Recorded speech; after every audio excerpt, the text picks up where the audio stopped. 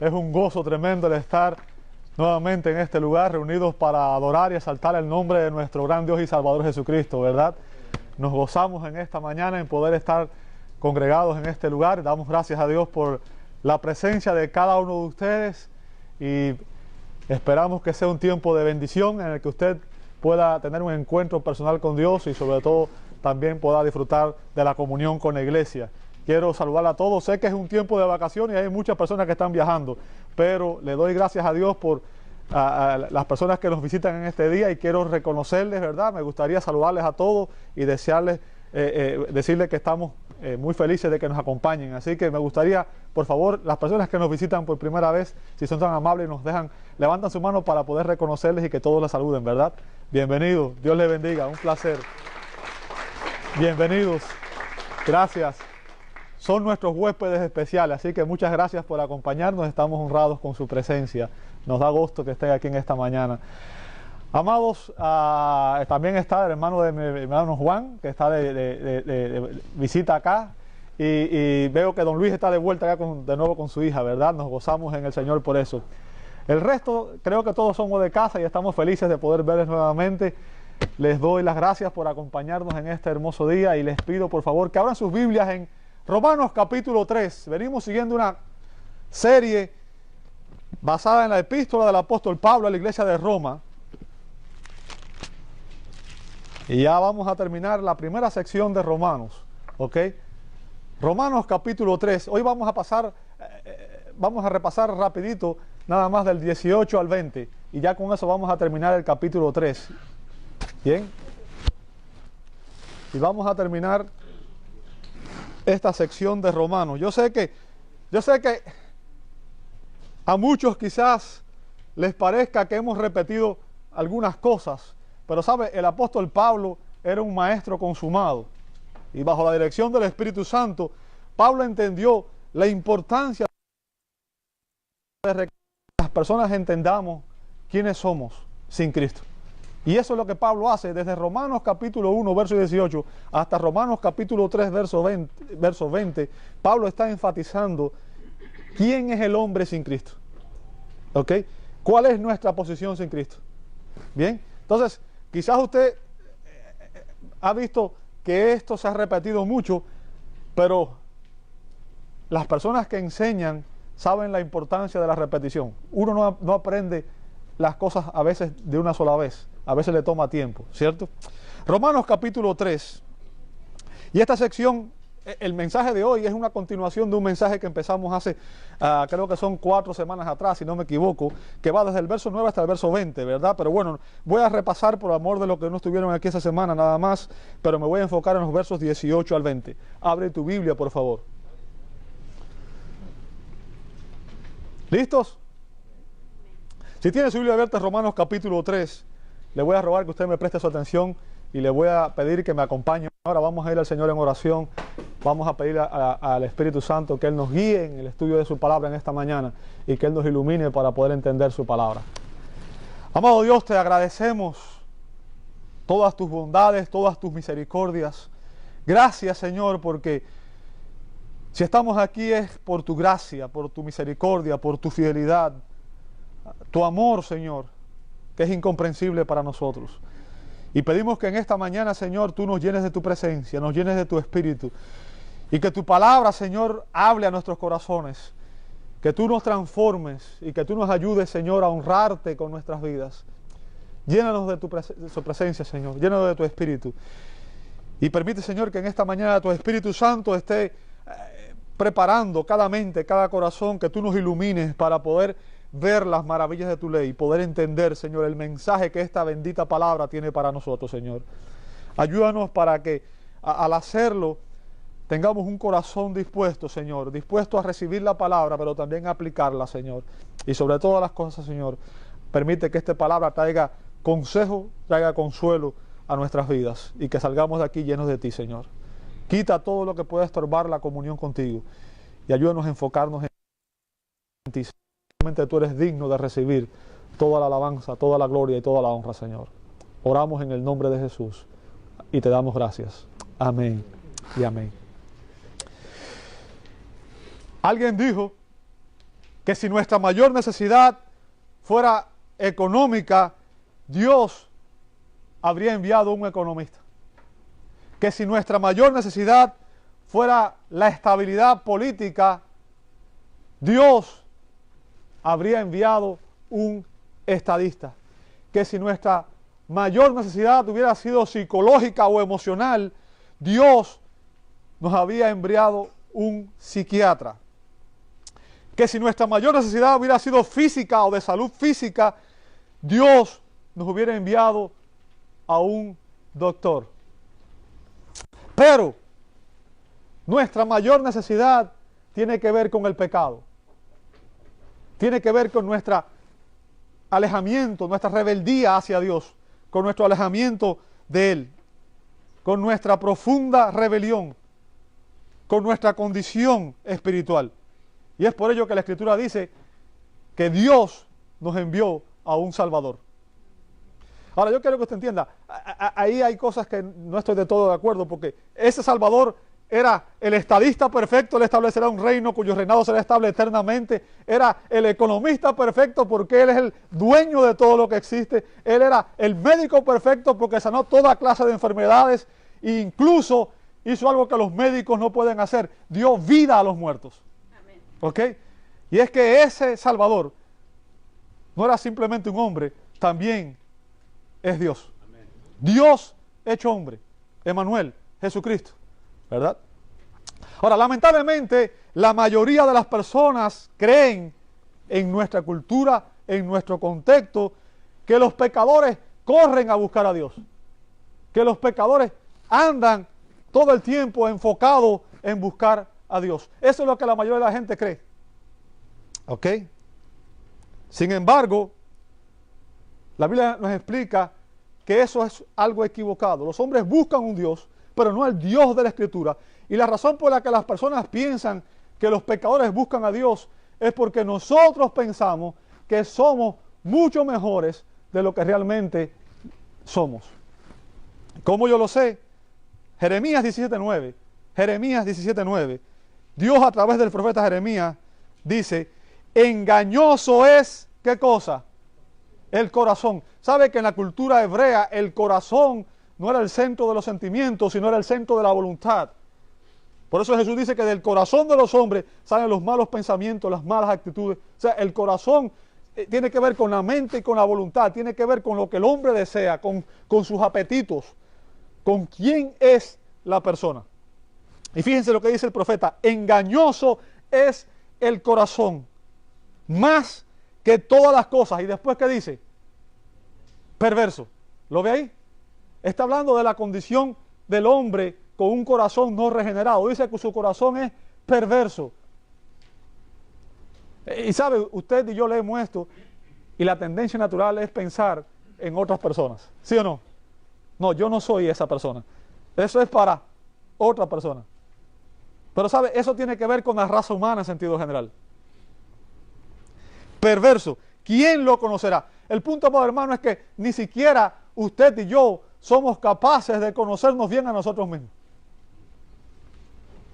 Ni siquiera eso. Somos capaces de entender muchas veces por qué actuamos como actuamos. Yo no sé si a usted le ha pasado, pero a veces hacemos cosas y después nos preguntamos, ¿por qué yo hice eso? Y no estamos ni siquiera convencidos de la razón por la cual actuamos de esa manera. ¿Ok? Y la Biblia nos dice exactamente que es que nuestro corazón está corrupto por el pecado y que es engañoso, que muchas veces nos hace creer que somos mejores de lo que realmente somos. Amados, la Biblia es clara y Pablo está tratando de enfatizar aquí que la realidad es que todo ser humano que nació descendiente de Adán, con la sola excepción de Jesucristo, está corrupto por el pecado. Y eso lo incluye usted y me incluye a mí. ¿Ok? Y es por eso que cuando el perfecto Hijo de Dios vino a esta tierra, cuando Dios se hizo hombre, a pesar de que Él vino y sanó a los enfermos, alimentó a las multitudes, bendijo a los... Todo lo que hizo fue bendecir. A pesar de eso, ¿sabe lo que hicimos los seres humanos? Lo crucificamos. Imagínense, el Dios de la gloria, el creador del universo, de recibirlo, en vez de agradecerle, en vez de amarlo, en vez de reconocerle, los hombres crucificamos al Creador, al Señor de la gloria. ¿Sabe por qué? Dice Juan 3:19, que los hombres amaron más las tinieblas que la luz. Los pecadores aman más las tinieblas, aman más el pecado, aman más su independencia de Dios que cualquier otra cosa. ¿Me estás escuchando? Dios, un pecador ama su pecado y se ama a sí mismo por sobre todas las cosas. Esa es la condición de cada ser humano. Los hombres se refieren a la raza humana, a ti, a mí y a cada persona que existe. Los hombres amaron más las tinieblas. Los pecadores aman las tinieblas que la luz, porque sus obras eran malas. ¿Sabe? La Biblia dice en 1 de Juan 1:5 que Dios es luz. Y a menos que Dios obre en nosotros, nosotros estamos en oscuridad. Cuando una persona es regenerada por el Espíritu Santo, esa persona sale de las tinieblas y dice la Escritura, Jesús dijo a los discípulos, a sus discípulos, ustedes son la luz del mundo. Pero ¿sabes qué? A menos que Dios obre en nosotros, cada pecador está en oscuridad total. Y no hay nada que pueda hacer para salir de esa condición. ¿Ok? Así que coincido, como les dije, James Montgomery Boyce, cuando dice que los seres humanos somos incapaces de hacer ni siquiera una cosa, ya sea para complacer, comprender o buscar a Dios. Los seres humanos somos incapaces de hacer ni siquiera una cosa para complacer, para comprender o buscar a Dios. Y eso es lo que Pablo ha venido enfatizando aquí en Romanos desde el capítulo 1, verso 18, hasta el capítulo 3, verso 20. ¿Ok? Pablo tiene un solo propósito en estos capítulos, en este pasaje. Demostrar que todos los hombres, todos sin excepción, usted, yo, toda persona que existe, es pecador. Todos. Y que todos estamos bajo el juicio de Dios. ¿Bien?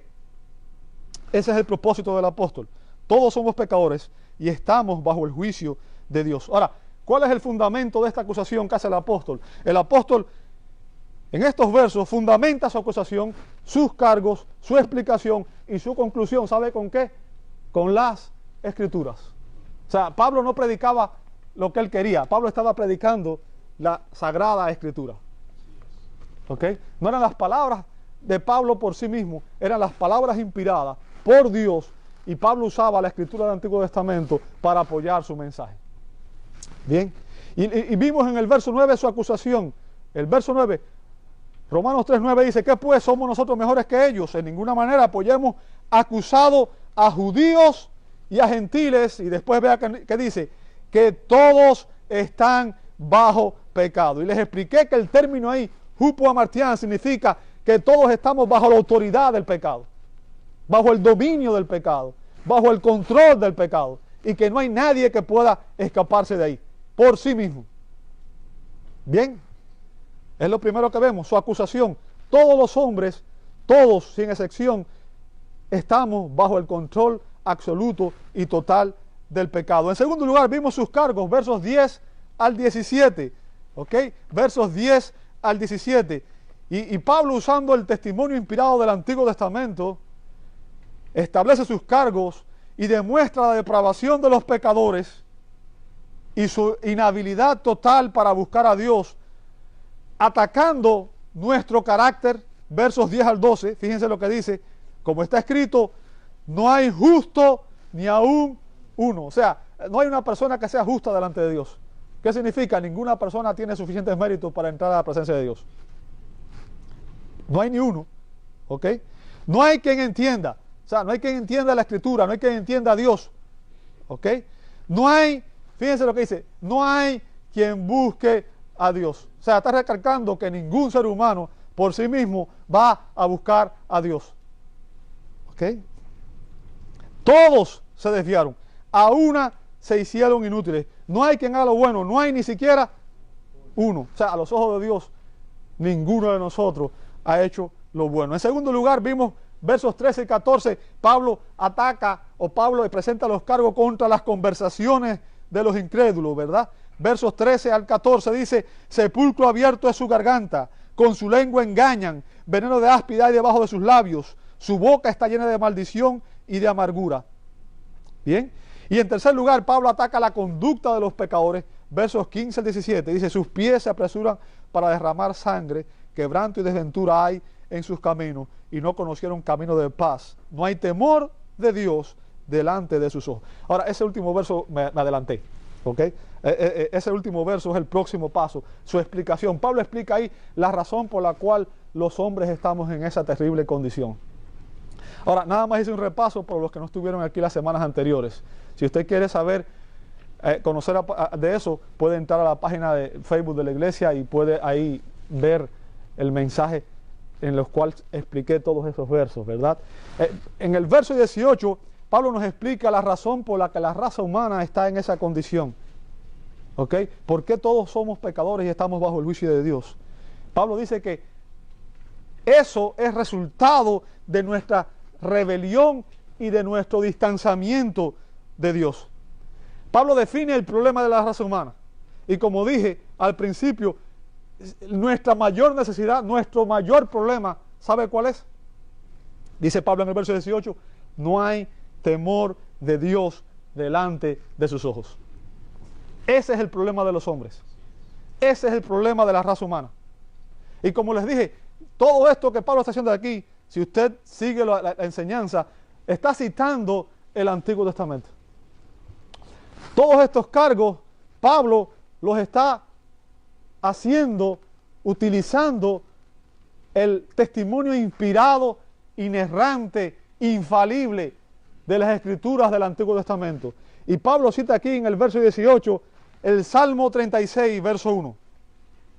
¿Sabe? Sería bueno que usted leyera en su casa después el Salmo 36 completo. Nada más voy a leer hasta el verso 4, porque en este salmo es como una radiografía de nuestra condición espiritual, de la condición espiritual de los pecadores. Fíjense lo que dice el Salmo 36, empezando en el verso 1, dice, la iniquidad del impío me dice al corazón que no hay, ¿qué cosa?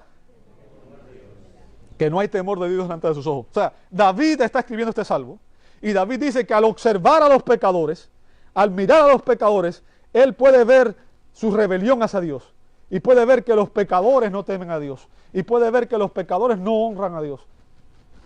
¿Ok? Verso 2, se lisonjea, por tanto, en sus propios ojos. O sea, se siente cómodo consigo mismo. Está confiado consigo mismo. Está satisfecho con su condición espiritual. Eso es lo que está diciendo ahí. ¿Sabe? Yo hablo con mucha gente y la mayoría de la gente me dice, yo soy bueno. Están satisfechos con quienes son. No entienden cómo Dios los ve. ¿Ok? De que su iniquidad no será hallada y aborrecida. O sea, los pecadores no entienden. ¿Sabe? Uno da una imagen delante de las personas,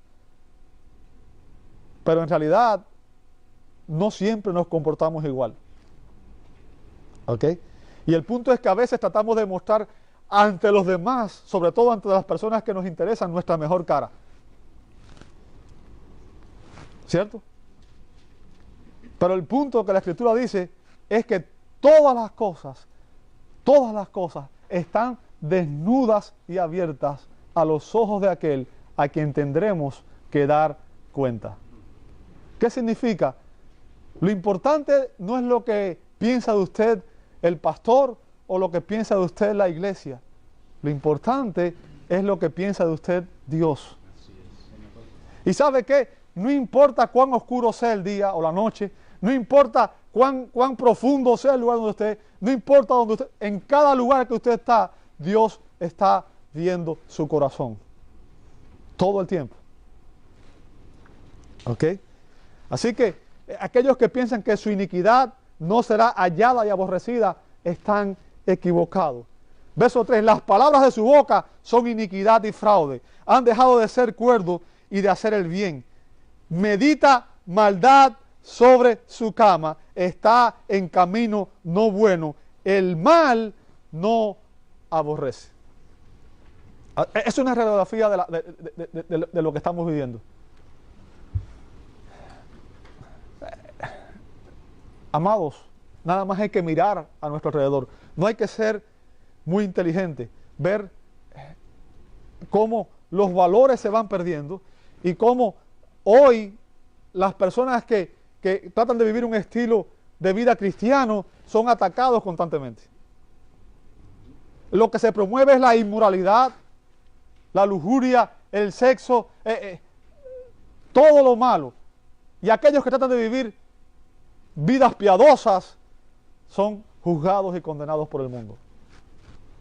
Un joven en la escuela trata de comportarse de una manera correcta, es juzgado. ¿Sabe? La mayoría de los jóvenes hoy hacen muchas cosas no porque ellos quieran, sino por la presión del medio en que están viviendo.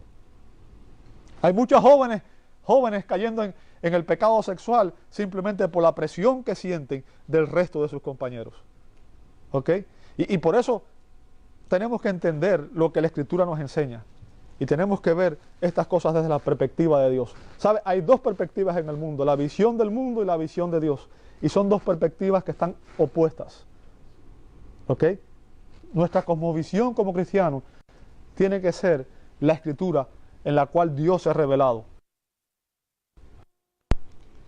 El hombre descarriado, el hombre sin Cristo se ha vuelto inútil tanto para sí mismo como para Dios. ¿Me escuchaste? El hombre sin Cristo es inútil para él mismo y para Dios. ¿Ok? El temor reverente a Dios, dice la Escritura, que es el comienzo, el principio de la sabiduría. ¿Ok? ¿Dónde está eso en la Escritura? Proverbios 9:10. Dice, el temor de Jehová es el principio de la sabiduría y el conocimiento del Santísimo es la inteligencia. Amén. ¿Sabe? Eso está en oposición con el mundo. La mayoría de la gente hoy que está en las grandes universidades han hecho un Dios de la ciencia y atacan a Dios. Negar al Creador es negar todo conocimiento. ¿Sabe? Hubo un tiempo en que la teología era la madre de todas las ciencias. Hoy ha sido relegada y desdeñada en los centros de estudio. Hoy en las escuelas se prohíbe orar. Hoy en las escuelas, supuestamente este es un país donde los billetes dicen, somos una nación bajo Dios. Pero ¿qué Dios? ¿Qué Dios? No es el Dios de la Biblia. Han quitado los mandamientos de los lugares, no permiten a las personas orar para no ofender a otros dioses.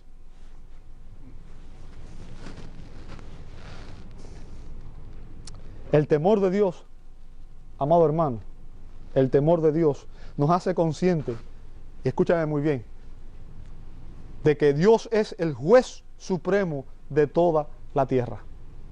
Dios es el juez supremo de toda la tierra. No es la Corte Suprema de Estados Unidos, es Dios.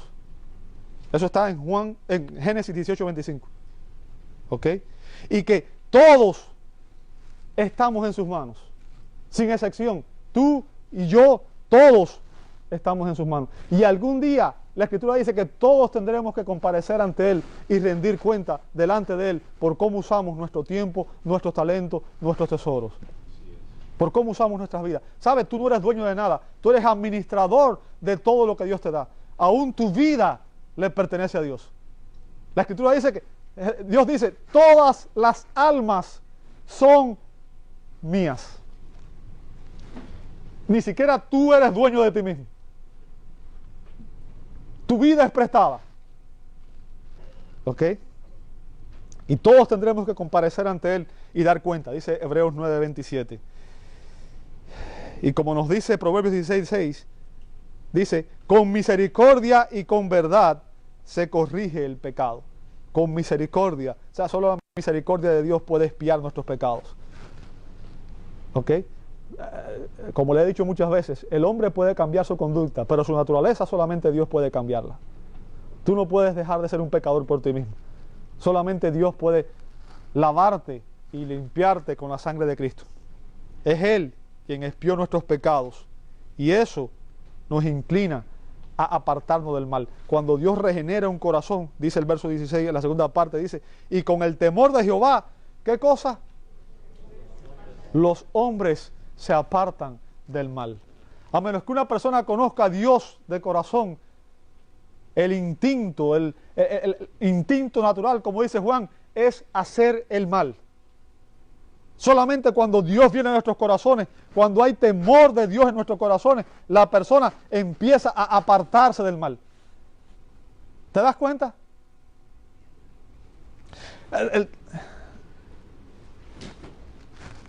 Esto significa, amado hermano, que cuando usted y yo nos acercamos a Dios de la manera correcta, de la manera que Dios ha establecido, todas las demás cosas van a caer en su lugar. Todo lo demás va a caer en su lugar. Todo va a ir a la posición que tiene que estar. ¿Sabes por qué? Porque entonces tú vas a empezar a cumplir el propósito para el cual tú fuiste creado. Porque tú fuiste creado con un solo propósito. ¿Sabes cuál es? Glorificar a Dios. No glorificarte a ti, es glorificar a Dios. Y aquellos que no tienen un temor reverente hacia Dios y nunca han experimentado una profunda convicción de pecado, la Escritura dice que son impíos, aunque tengan un disfraz religioso. ¿Sabe? Estuve revisando estadísticas. Hay un sitio web, usted puede entrar, bueno, a veces hay que pagar también, se llama Barna. Es un grupo que se dedica a hacer estadísticas, sobre todo de cosas cristianas. Y usted ve, leí cerca del 86% de las personas en América declaran, en Estados Unidos, declaran ser cristianos. ¿Ok? 86%. Sin embargo, estuve viendo estadísticas, dentro de ese por ciento, más de un 36% de las mujeres que asisten a la iglesia creen que hacerse un aborto es algo que Dios permite. Cerca del 40% cree que está bien vivir con una persona en concubinato sin estar casado, algo que la Biblia condena. Entonces, dicen que son cristianos. Eso es religiosidad, eso no es cristianismo. El cristianismo es una transformación radical que Dios obra en el corazón del pecador, en el que Dios nos hace nueva criatura y Dios nos da un nuevo estilo de vida. No es algo que tú y yo hacemos por nuestras propias fuerzas, es algo que Dios hace en nosotros.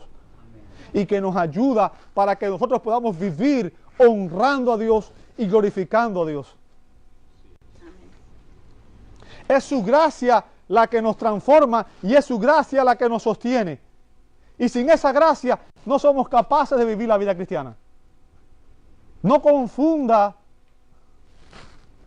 la tradición, no confunda la religiosidad con el cristianismo. Después de explicarnos la raíz del problema, Pablo nos da las conclusiones, versos 19 y 20. Verso 19 dice, pero sabemos que todo lo que la ley dice, lo dice a los que están bajo la ley, para que toda boca se cierre y todo el mundo quede bajo el juicio de Dios. Usted se da cuenta de que si usted lee los versos, usted vio usted ve en sus hojas la cita arriba que dice, todos somos pecadores y estamos bajo el juicio de Dios, ¿verdad? Ahora, yo quiero que yo no inventé eso.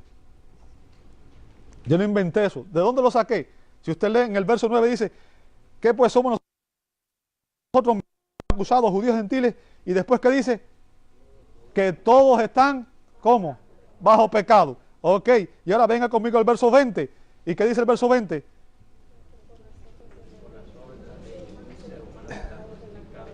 Y que todo el mundo quede, ¿dónde? Al final del verso que dice, y que todo el mundo quede, ¿dónde?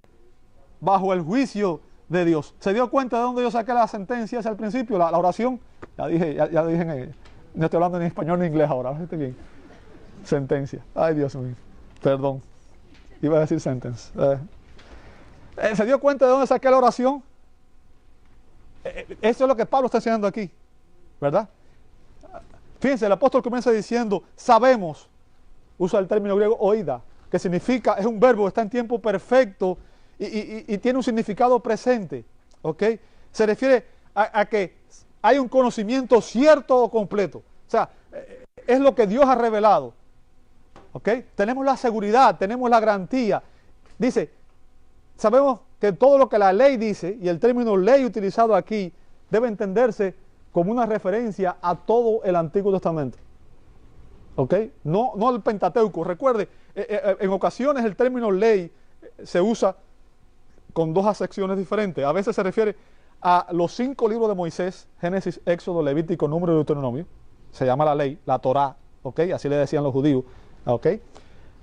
Pero también hay ocasiones en que el término ley se incluye a toda la escritura, que se refiere a toda la escritura del Antiguo Testamento. Muy sencillo, porque todos los versos que Pablo estaba utilizando anteriormente, todas las citas que él hizo, vienen de diferentes libros, venían de los Salmos, venían de Eclesiastés y venían de Isaías. ¿Se da cuenta? O sea, estaba usando profetas y los escritos, y no exactamente la ley. Así que por eso sabemos que se refiere a todo el Antiguo Testamento. Ahora, en eso concuerdan la mayoría de los intérpretes. Sin embargo, como dije el primer día que empecé con esta serie, la audiencia del apóstol sigue siendo aquí una causa de controversia, ¿verdad? ¿Por qué razón?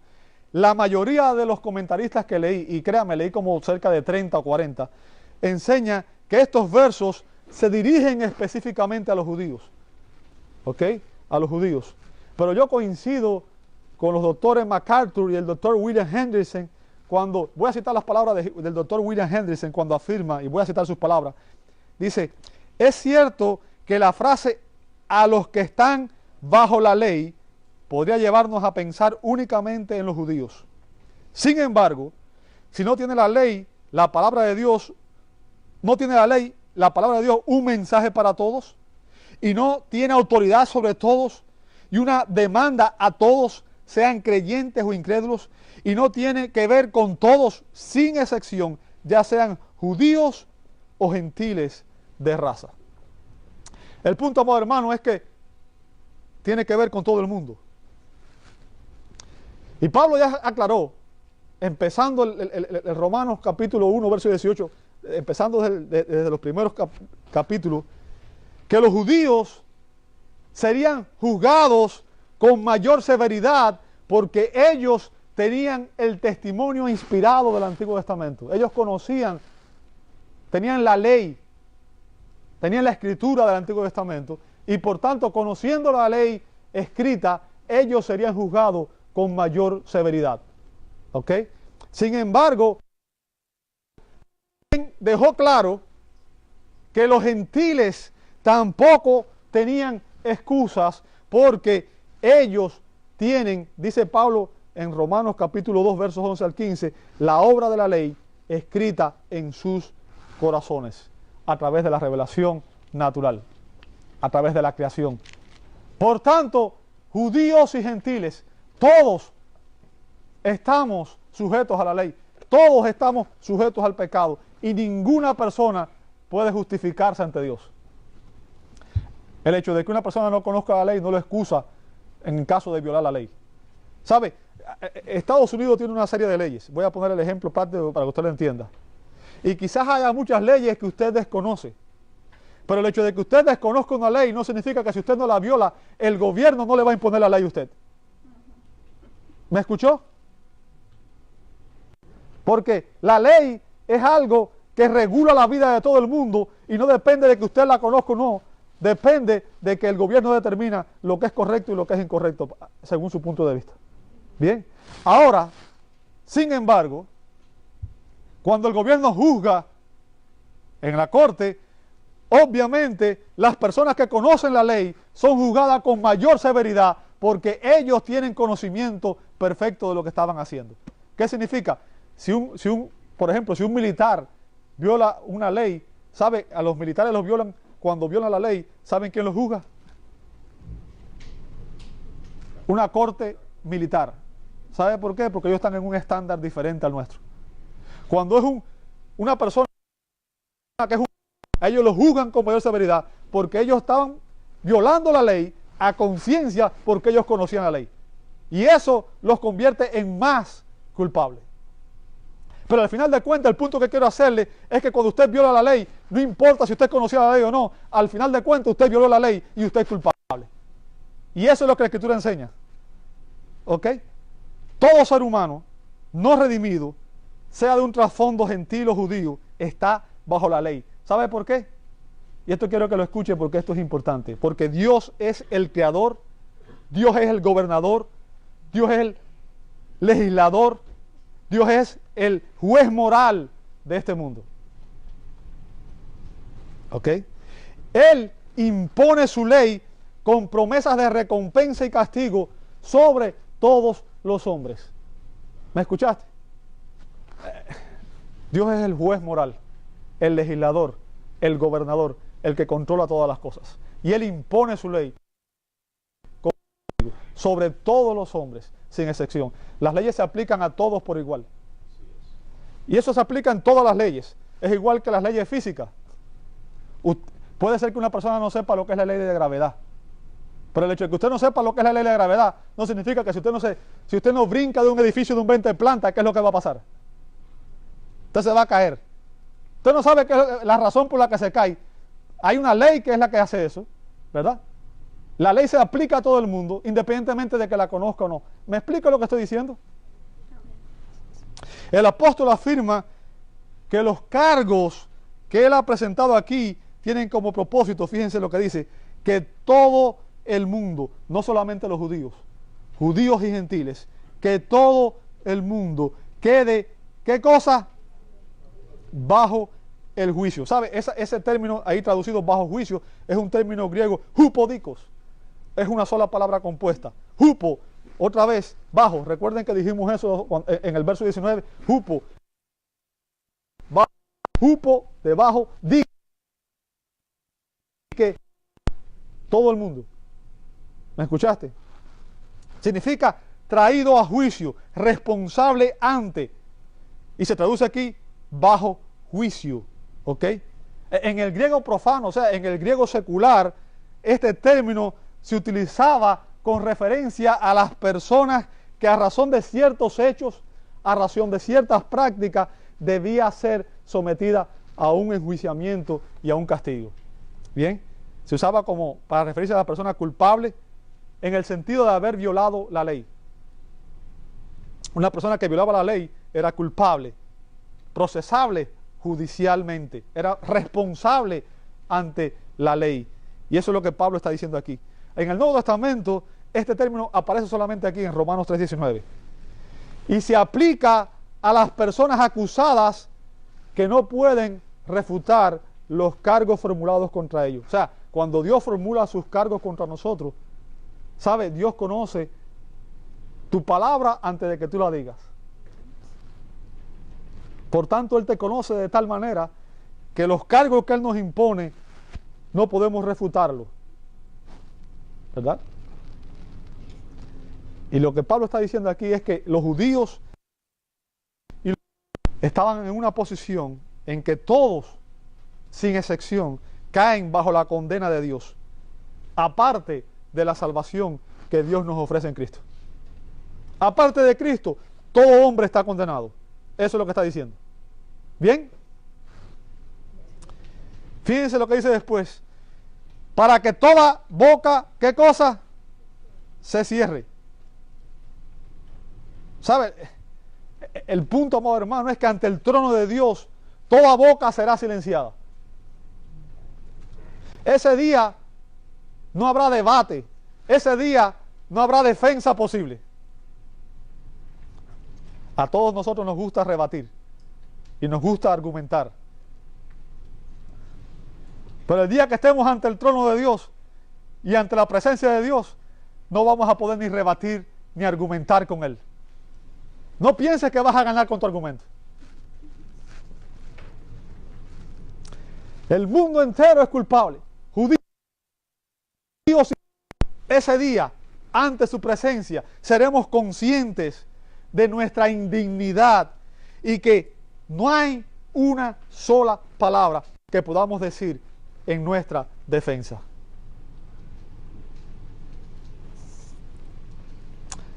Te voy a poner un ejemplo nada más para que tengas una idea de cómo va a ser. Y esto, yo quiero que tú entiendas. Job era un hombre justo, un hombre temeroso de Dios. ¿Sabes eso? ¿Cómo yo lo sé? Lee el libro de Job, capítulo 1. Dice que era varón recto, ¿verdad? Era un hombre que temía a Dios. Era un creyente genuino. No era un incrédulo. ¿Bien? Si usted lee el libro de Job, sabe que Job pasó por pruebas que ninguno de nosotros desea pasar, ¿cierto?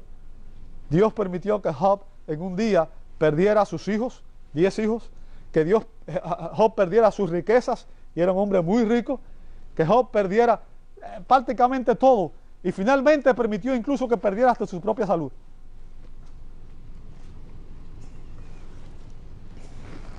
¿Sabes?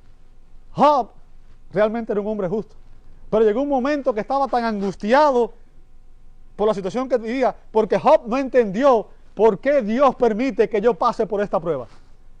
Esa es la pregunta que nos hacemos todos cuando estamos en las pruebas, ¿cierto? Y Job llegó un momento en que quiso argumentar con Dios. Y empezó a decir, ¿sabes qué? ¿Por qué tú no me escuchas? Ven, vamos a sentarnos a conversar. Yo estoy seguro que cuando yo te diga, tú te vas a convencer y tú vas a entender mis razones y tú vas a cambiar de opinión, porque no hay justificación para lo que está pasando. ¿Sabes? El punto, amado hermano, es que cuando finalmente Dios se revela a Job en el libro y comienza, fíjense, Dios nunca le permitió a Job hablar. Dios empezó a hacerle una serie de preguntas. Simplemente. Llegó un momento en que Job se sintió tan abrumado.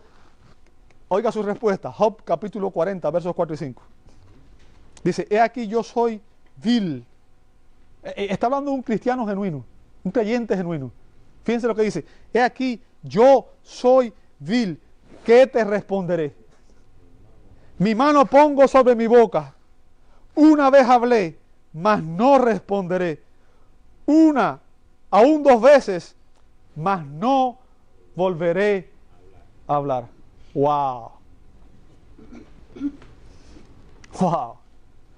Imagínense que ser un hombre justo. Ahora imagínense cómo será con los injustos.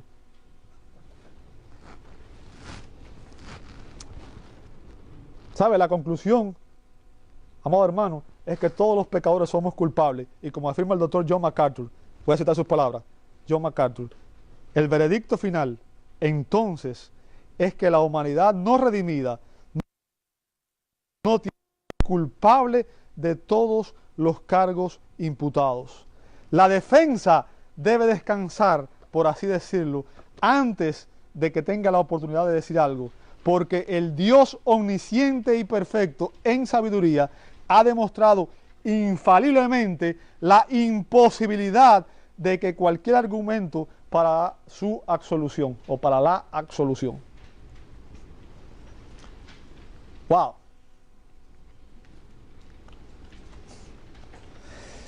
¿Sabe? En el próximo verso, en el verso 20, el apóstol Pablo afirma, ya que por las obras de la ley ningún ser humano será justificado delante de él, porque por medio de la ley es que cosa.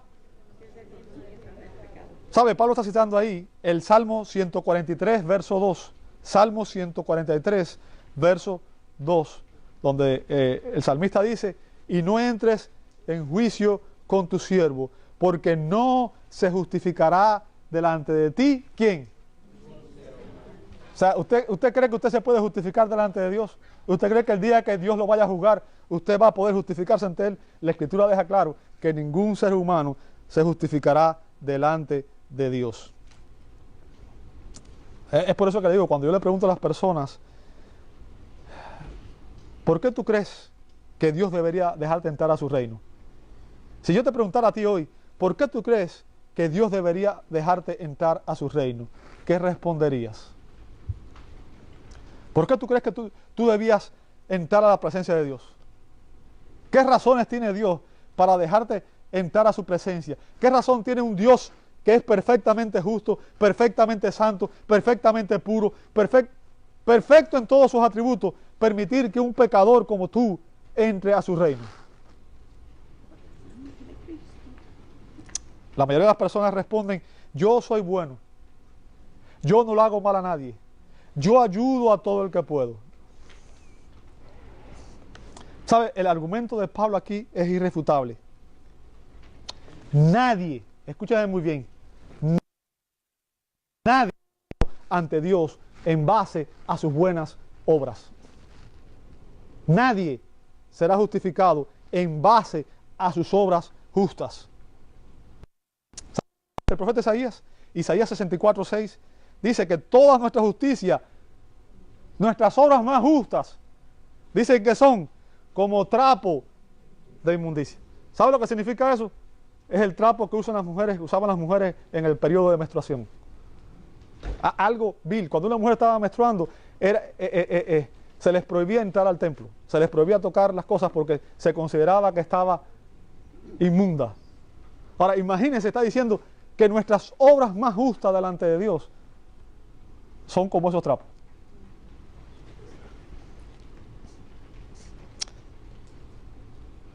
¿Sabe lo que Dios demanda de ti y de mí?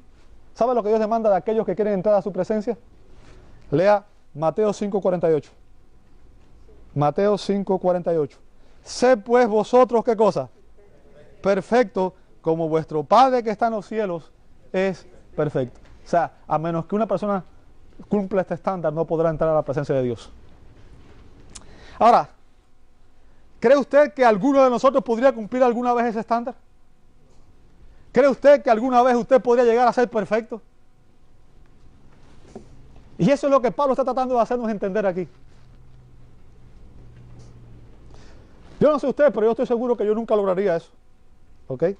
Así que la única conclusión posible, lo que Pablo está haciendo, enfatizando aquí desde el capítulo 1, verso 18, hasta el capítulo 3, verso 20, es que la única conclusión posible es que todos nosotros, todo ser humano, está irremediablemente perdido y que el día en que seamos juzgados por Dios, seremos declarados culpables y condenados al juicio eterno. Eso es lo que Pablo está diciendo ahí. Desde el capítulo 1, verso 18, hasta el capítulo 3, verso 20. Eso es lo que Pablo quiere que la gente entienda.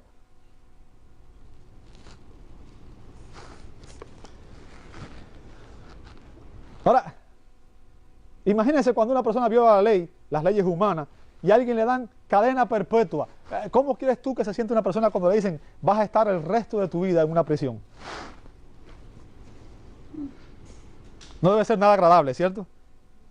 ¿Sabe lo que dijo Jesús en Mateo 25:46?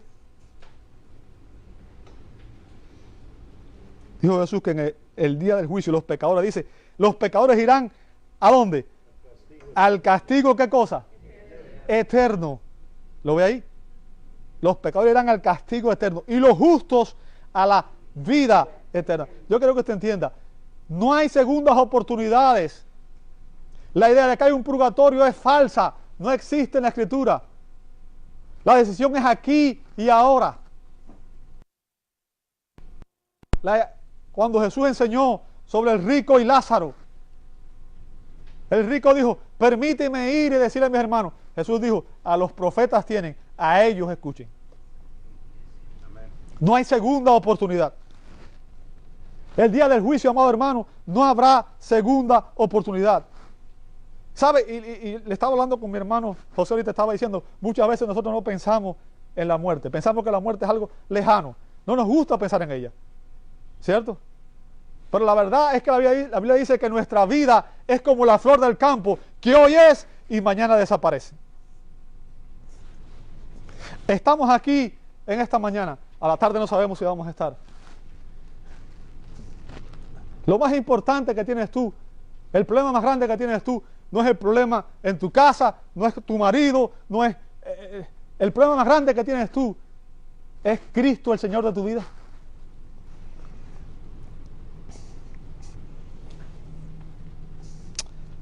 Amado, el día del juicio no habrá segundas oportunidades.